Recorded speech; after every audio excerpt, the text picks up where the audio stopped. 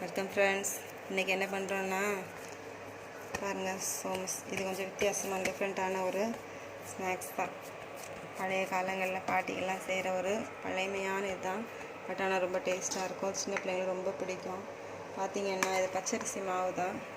அதை அப்படியே கொஞ்சம் தண்ணி விட்டு இப்படி நல்லா பிசைஞ்சு வச்சுட்டு வாழை இலையில் அதை இது பண்ணி தட்டி எடுத்துட்டு இதில் பாருங்கள், இதில் என்னென்ன போட்டிருக்கேன்னா சிறுபயிறு, தேங்காய், அப்புறம் சுகர், ஒயிட் சுகரு, இது 3 இதில் மிக்ஸ் பண்ணி வச்சுருக்கிறேன். இது கூட நம்ம வேணால் அவல் கூட யூஸ் பண்ணலாம். அவல் பழம் வேணால் கூட யூஸ் பண்ணிக்கலாம்.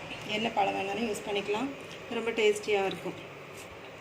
இங்கே பாருங்கள், இது இப்படி வச்சுட்டு இதை அப்படியே நீங்கள் க்ளோஸ் பண்ணிட்டீங்கன்னா அவ்வளோதான். இது அப்படியே க்ளோஸ் பண்ணி டைட்டாக கொஞ்சம் ப்ரெஸ் பண்ணாலே அது அப்படியே நின்றுக்கும். வாழை இலையில் பண்ணுறதுனால இன்னும் கொஞ்சம் ஹெல்த்தியாகவும் இருக்கும்.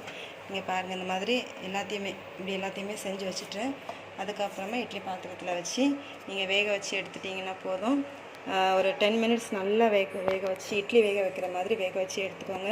டேஸ்ட்டாக இருக்கும். சாப்பிட்டு பார்த்துட்டு எப்படி இருக்குன்னு சொல்லுங்கள். தேங்க்யூ.